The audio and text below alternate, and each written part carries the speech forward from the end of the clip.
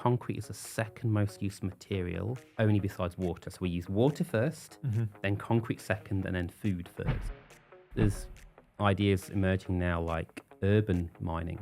Can we mine existing buildings or demolition sites to create new buildings? Talk to the demolition experts, talk to the kind of waste suppliers, and see what kind of materials they've got available. The other thing is it's not all about materials, right? It can also be about the size of homes. You want to save embodied carbon, build smaller. It's a simple way.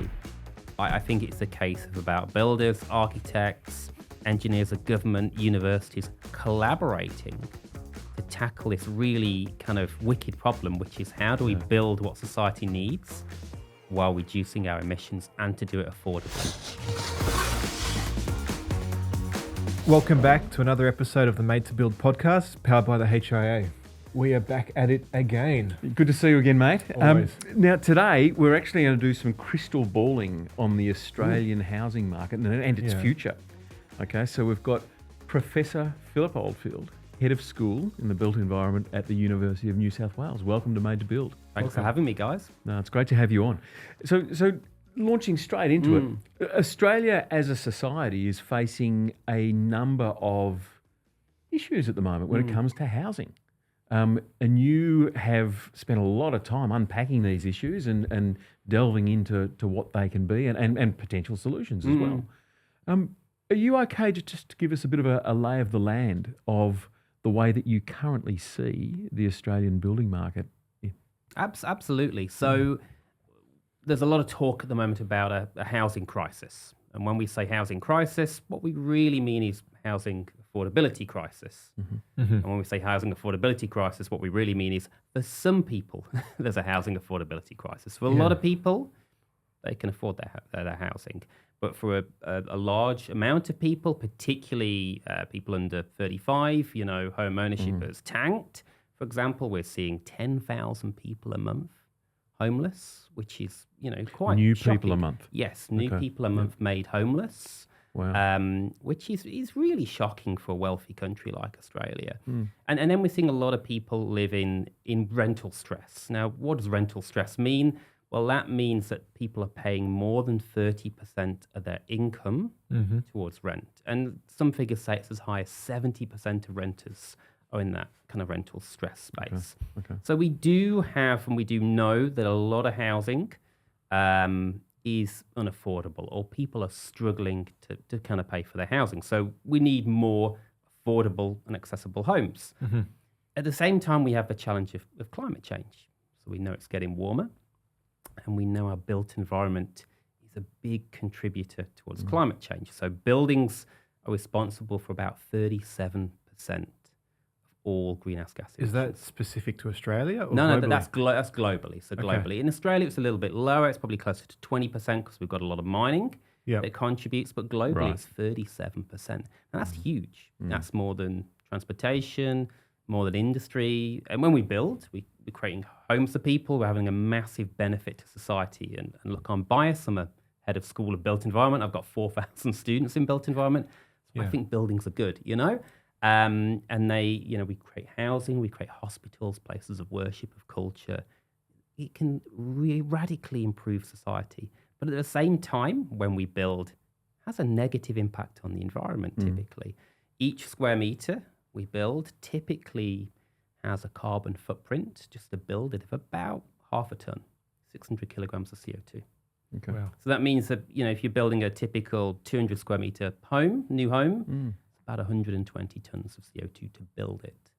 Now, we talk about needing to build 1.2 million new homes here in Australia. So you can do the math. It's about 140 million tons of CO2 to build all those homes. So we've got this kind of contradiction where we need to be building more to improve lives for people, but at the same time, we've got to be really wary and seek to reduce the emissions associated with that so we don't, screw the environment effectively. Yeah. What are our current solutions to this, if any? It's difficult. It's and if you think about the kind of emissions you get from a home or any building, right? There's two types. They're called operational carbon and embodied carbon. Operational is lighting, heating, cooling, air conditioning. Yeah. We're pretty good at managing that. We've been reducing that many years. We've got building regulations, the NCC, there's things like NATAS, which, National Housing Energy Rating System that manages that. And we're pretty good at building energy efficient homes. But then there's the embodied carbon emissions. Now that's the materials that go into a building, the construction processes to build the building in the first place, but also replacing all those materials over a building's life. So something like carpet's going to last 10 years. If you've got little kids like me, it might last 5 years, and painting the walls every 5 years, those emissions add up.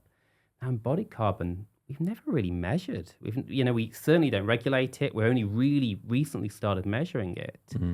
And that's a big contributor. And so we've got good at reducing operational. The embodied carbon stuff, we're only now starting to truly think about, how should we build smaller so we use less materials?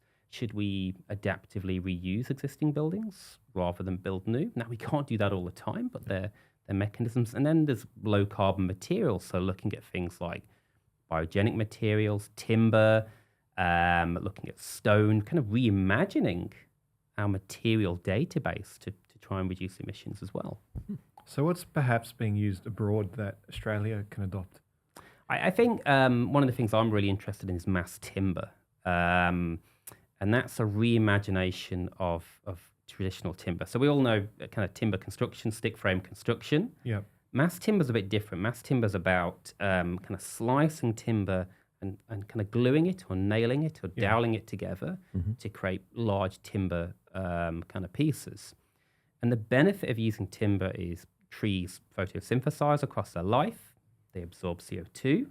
They lock it as carbon in their kind of woody biomass. And that means timber buildings effectively act as a kind of carbon sink, their carbon storage. And Australia's pretty good at this. We had some of the first timber apartments in the world, in the Forte apartments in Melbourne. There's buildings like International House now at Barangaroo, Darramoo at Barangaroo. We're seeing taller buildings now. The Atlassian Tower going up at Central's got a lot of timber in it. So we're pretty good at timber. There's other materials emerging now as well. Stone, for example, reimagining stone construction. And people might think of stone as being a historic building type material, and it kind of is. But now you can engineer stone, you drill through it, you can put pre-tension cables in there. You can build 8, 10-story buildings that are load-bearing stone.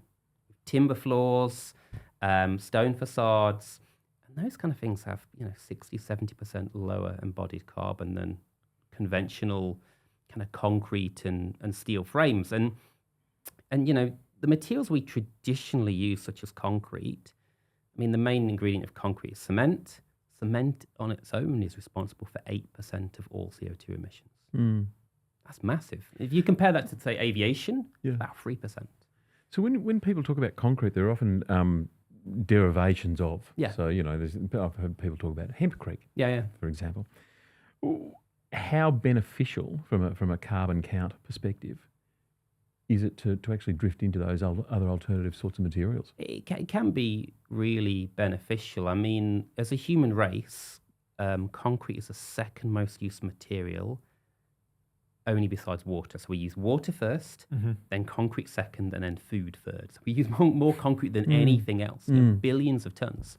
And so that's how it produces all those emissions. So and the key problem with concrete is cement. So how do you replace that cement?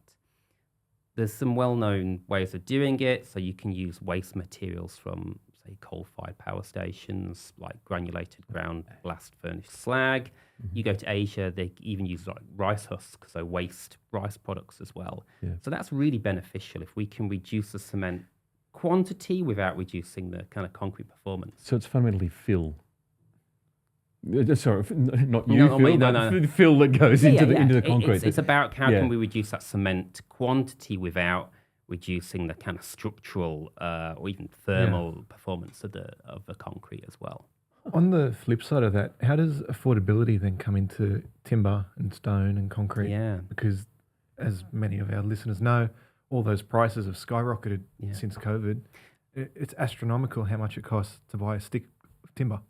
And that's the kind of the paradox we face at the moment. So we need to build more affordable homes for people. Yeah. And we need to build more, but at the same time, we need to or it would be beneficial to use lower carbon materials. But often if for a novel material or novel construction technique, there'll be additional costs associated with it. And so that's why, this is such a big challenge for our industry, really.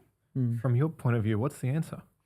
It's a really good question. And I think we're getting there step by step. I think we need to look at things like really proactive planning and government incentives. So one of the things I'm interested in is how can you incentivize lower carbon construction? Can you say, okay, look, if you can build 4 stories here, if you show a lower embodied carbon, we'll let you build 6 stories. So how can we incentivize that kind of innovation and low carbon kind of techniques that we need? That's one way of doing it. The other thing that's being looked at is, do we start regulating embodied carbon? Some places around the world, France, Denmark, Sweden, some European countries, bits of America, are starting to regulate it now. Okay. But that might not help. So we're in this kind of quandary a little bit where we've got to start looking at these things. But the other thing is, it's not all about materials, right? It can also be about the size of homes. You want to save embodied carbon, build smaller. It's a simple way. How can we build smaller, more compact homes that still meet the needs of, say, families or people who need to move into these homes? That's going to reduce more embodied carbon than switching to stone or timber, I think. So there's a lot of different things we can do. And when you talk about those building smaller, you're talking about that missing middle or the medium density build? Yeah, I think, there's quite a lot of polarization in the Australian housing market. There's big suburban homes that might be 230 square meters, and there's kind of apartments, maybe 70, 90 square meters for a 2-bedder. Can we create, say, family-friendly apartments? But I've got skin in the game. I live in a 75 square meter kind of high-rise with 2 kids. Yep. And I think, if we can make apartment living more attractive to families, where maybe a 110 square meter 3-bedroom apartment, as opposed to, say, a 180 square meter house, you're going to be saving floor area, potentially saving emissions. Could be cheaper to build, potentially. And so it transcends the kind of material. It transcends the technology. We've got to be looking at a kind of socio-economic and political perspective as well. What's been the historic drag on that type of build? Has it been the fact that the market hasn't responded to it well, or? There's definitely a missing middle, and we do see a lot of development is the kind of high-rise or the kind of suburban homes, and both of those are important as well. For a lot of people, they want a suburban home. A lot of people happy in a high-rise. But the missing middle is great because you get the density, but you also get the kind of familiarity of the kind of 3 to 4 stories. And I do think there's been this gap, and I think it's because a number of challenges. We've not promoted it.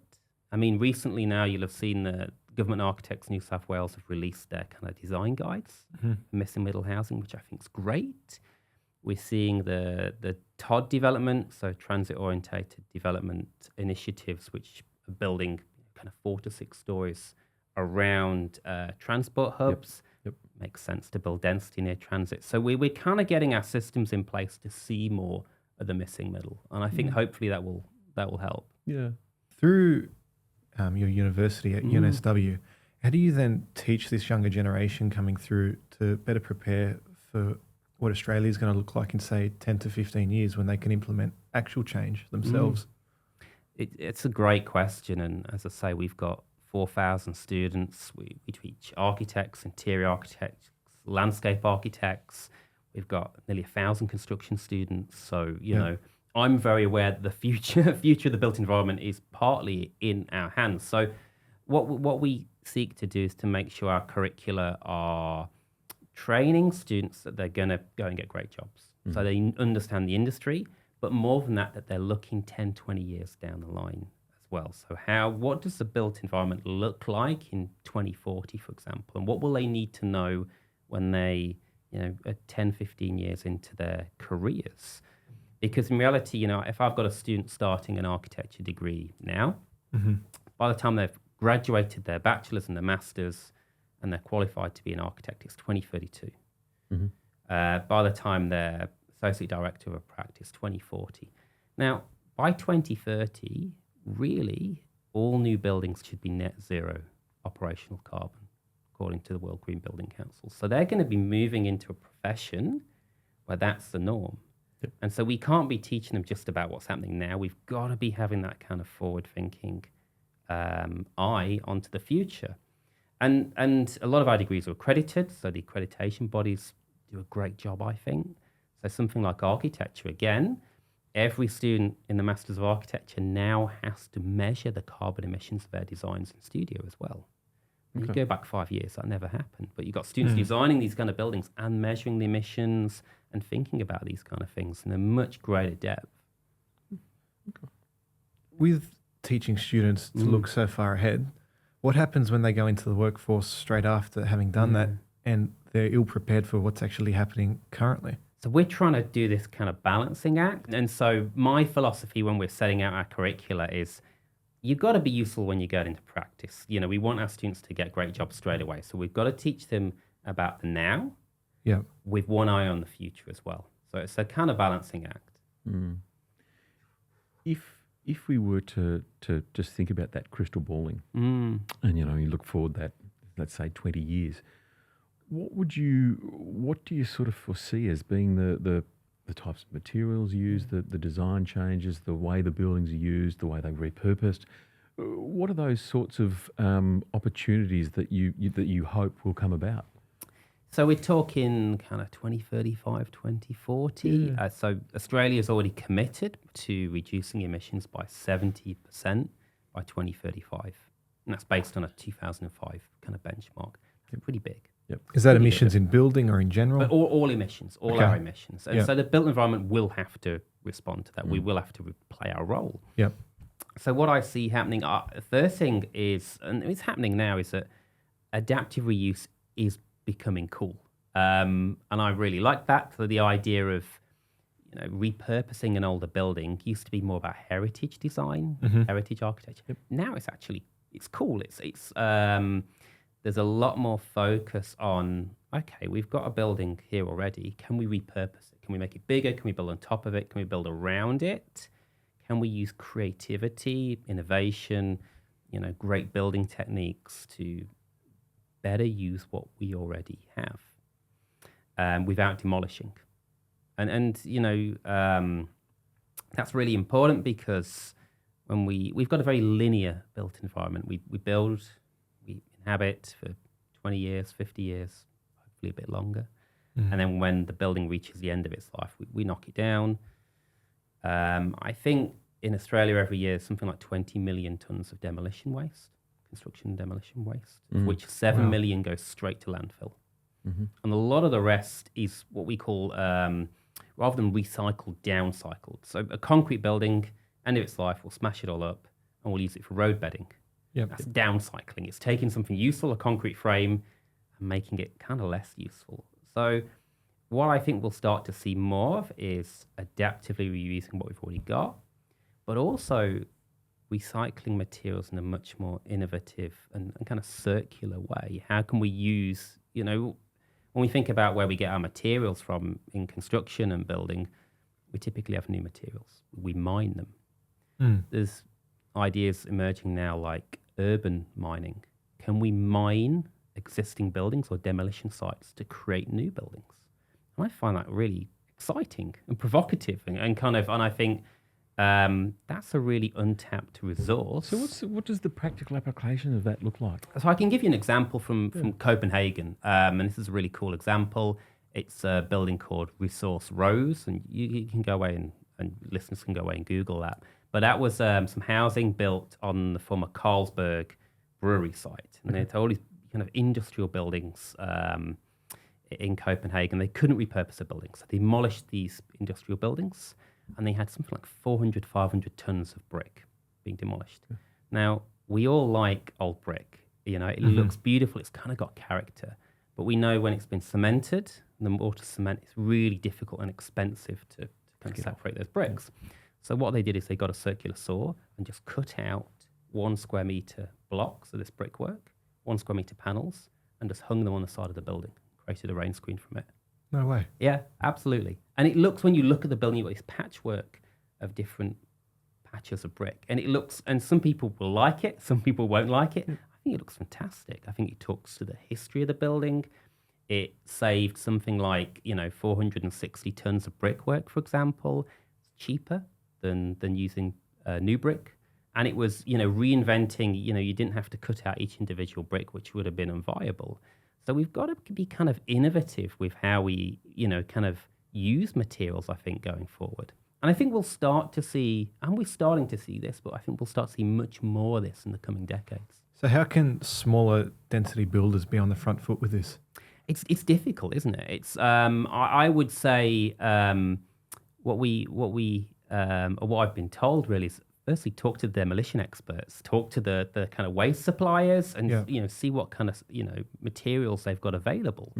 And it can be little things as well. I've seen architects create things like bike storage brackets and systems just from old parts of buildings as well. So it doesn't have to be the whole kind of facade. We've probably got to start small.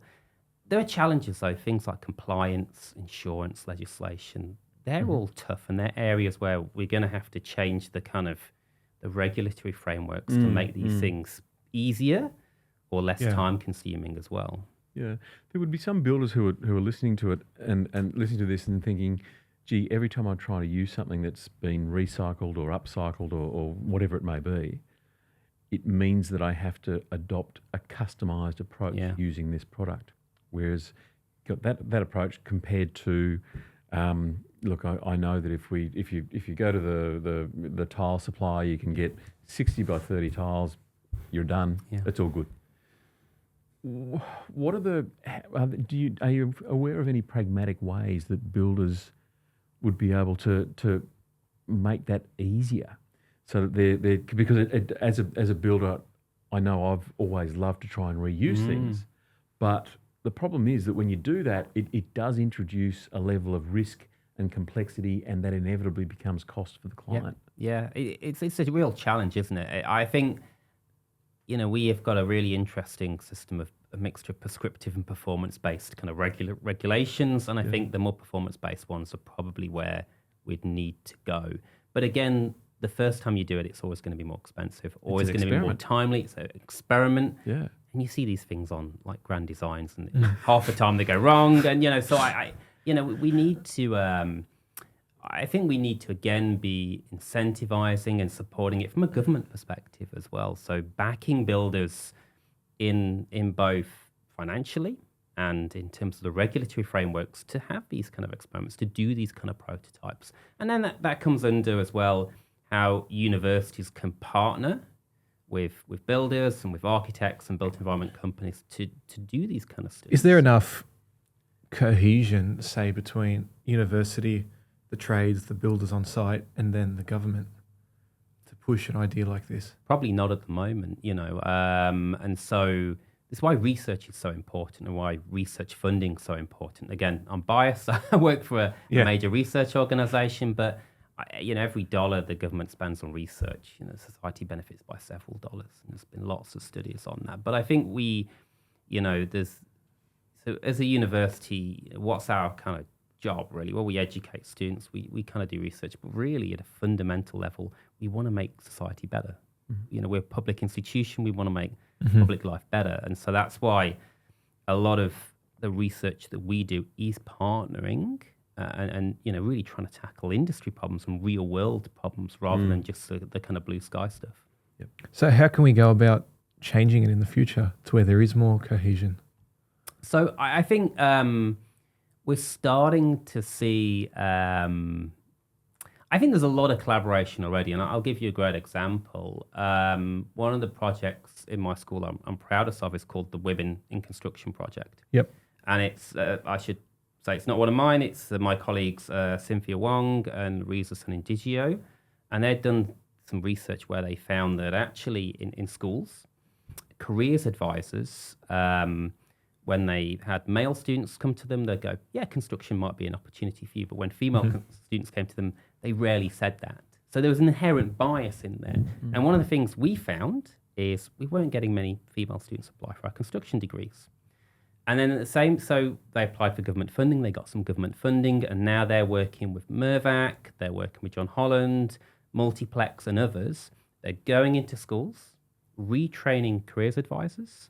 They're taking female high school students, early in their kind of career thinking, onto construction sites. We've built some buildings, some modular buildings with female high school construction students to show them that, hey, look, this could be a great career for you in the future. There's opportunities here. And that benefits us as a university because we may get more students applying for us. It benefits construction because of, we know we've not got enough kind of builders. We know we've not got enough people in construction. And it can benefit society because one of the challenges with the housing crisis is, we've not got enough people to build all the housing we need to build. So that's a good example. And we need more examples like that, I think. We need more... it'd be great to get some more government backing for kind of projects that do these kind of things. This goes back to your point you made before about when we were talking about embodied carbon, where you might have a builder who's allowed to build 4 stories, but if he uses a certain kind of material, he can build 6 stories.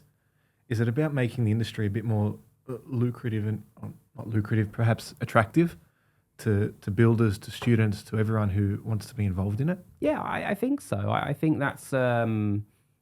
I think there's kind of, if you want to direct an industry in a particular direction, there's 2 ways of doing it. You either regulate it or you incentivize it. Carrot or stick. Yeah, carrot or stick. And I always say, well, look, you need a little bit of carrot and a little bit of stick. Too much stick is not good. Too much carrot's not good. But and there's lots of good examples around the world of where getting that kind of balance right, but also making sure that the regulatory framework is reasonable. So somewhere like Sweden, for example, 43%, I think, something like that, 45%, give or take, of housing is prefabricated. Okay. Prefabricated in a factory. And one of the reasons they've done that is they've had the government funding to build the factories, but also they've got a very performance-based kind of regulatory framework where different kind of builders and different factories can show they've met kind of material or environmental performance within that factory in different ways, and then they get it through. And once they've got it through, they can multiply it as well. So it's about streamlining all those kind of things and the way they talk to each other. Okay. Now, I would just like to change tack a little bit and just ask you a little bit about 15-minute cities. I'm just wondering if you'd be okay to explain to people listening what it's a relatively new theory, about what a 15-minute city is. So it's a kind of concept, and it was developed by a French Colombian scientist called, I think it's Carlos Moreno. But effectively, it's saying we should have urban planning where if you live somewhere, you have enough amenity within a 15-minute walk or 15-minute cycle. You got your coffee shop, park for the kids, place to go and pick up your groceries within 15 minutes. Okay. So as a concept, relatively simple. To actually make it happen, a little bit more challenging because you need a bit of density to make that economically viable. Mm-hmm.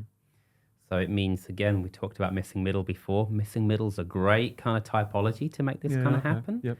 But they're complementary goals or complementary methods, yeah. Yeah, and one of the benefits of some density or density in itself is that it provides enough footfall and enough kind of economic kind of people together to make these kind of things viable, to make the coffee shop viable, to make the little pop-up chemist or pop-up kind of fruit and veg store viable. And then you get that mix of different activities. So you think about zoning in the kind of mid-20th century, it was like playing SimCity. You had your industrial area here, your kind of office area here, your residential area here. 15-minute cities kind of aims to mix all that up a little bit and have that diversity of mixed use because it's vibrant. It's enjoyable. Yep. Is that even possible in a city like Sydney? I think it happens in a city like Sydney. I live in Randwick, and I've got a lot of things within a 15-minute walk of where I am.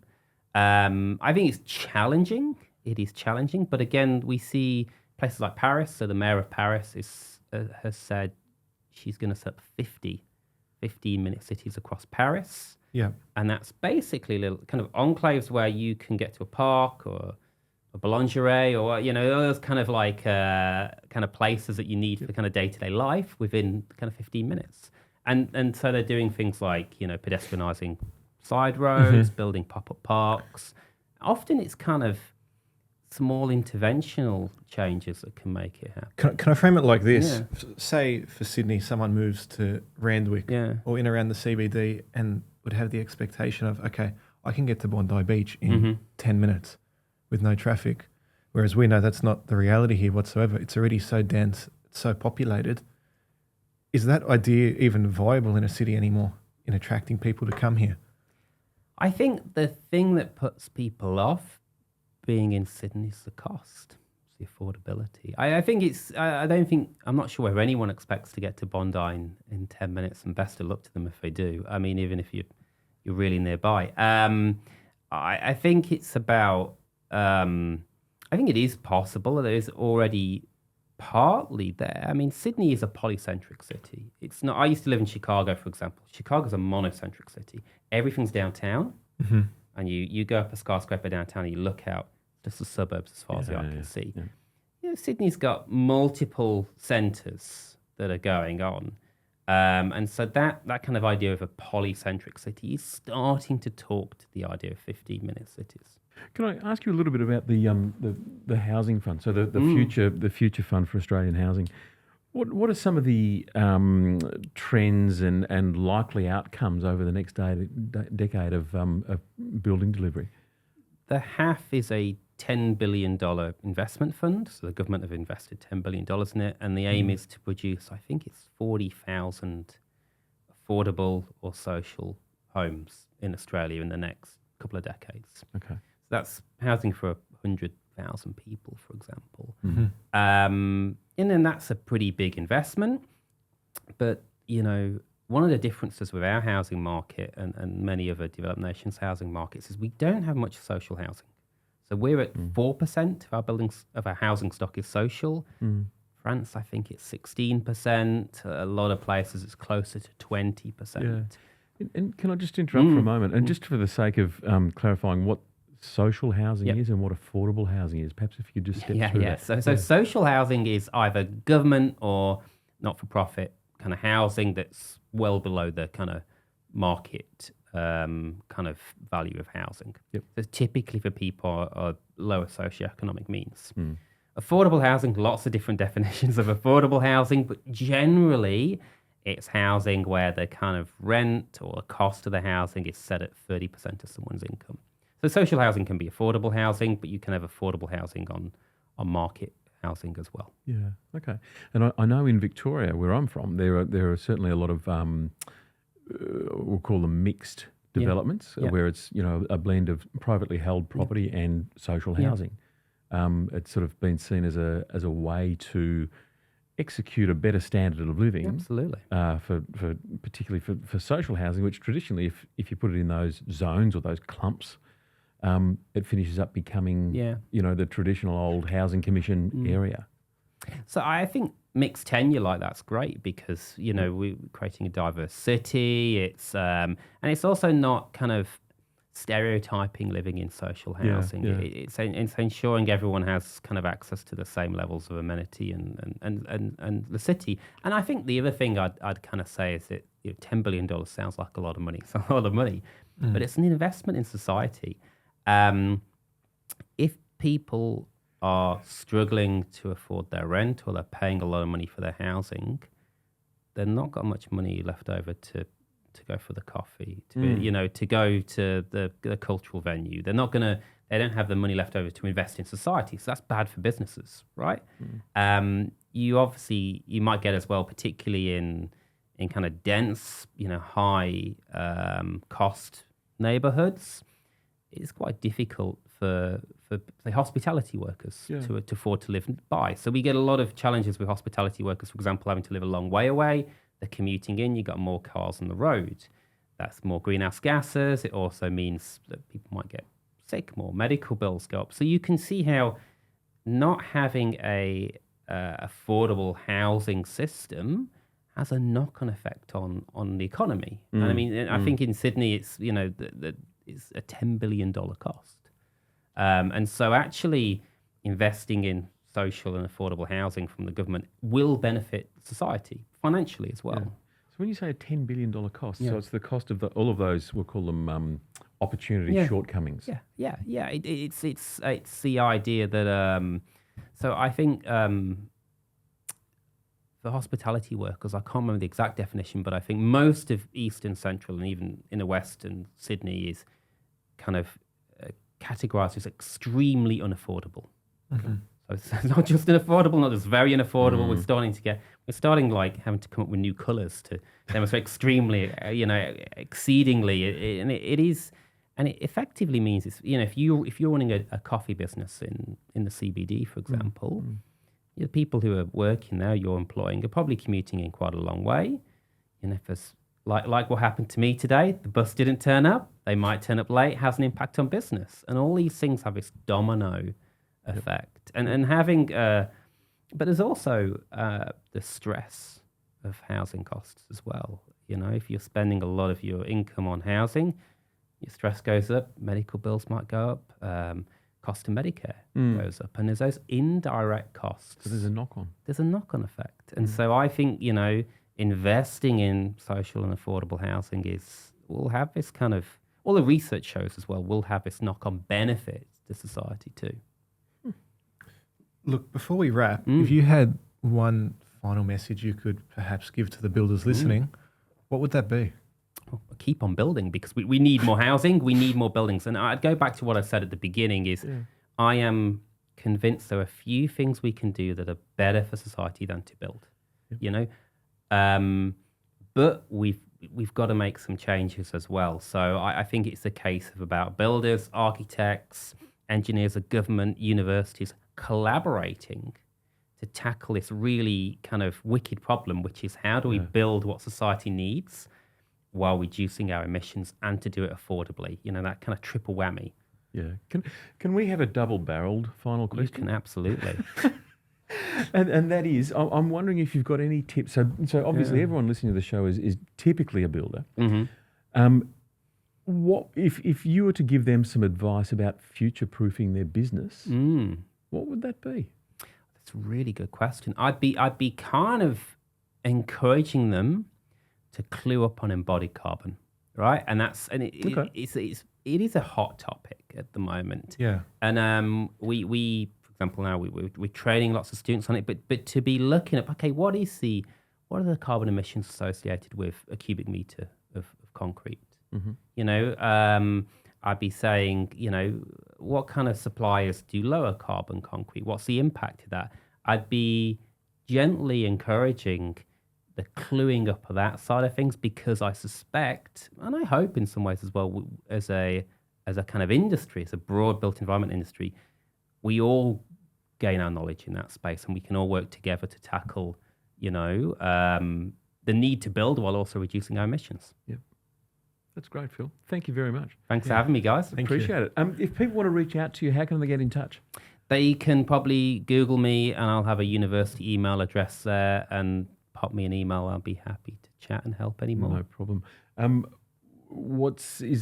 Just your guidance, Ryan? What do we? Because we probably need to give some people a mechanism to reach out, but you may not necessarily want to give out your email address. You'd be surprised how many people email me. I'm not too fussed if people want to pop me an email. It's just a work email address. It's public facing. We're a public institution. It's our job. Okay. All you can. The other way of contacting me is through the socials, which for my sins I am on. I'm under Sustainable Tall. The reason is because my PhD was on sustainable tall buildings, and I've kind of been in that kind of space for a while. So happy to reach out that way too. That's great. Thanks for being on Made to Build, Phil. Thanks for having me. Really appreciate it. That's another wrap of the Made to Build podcast. We'll see you guys next time.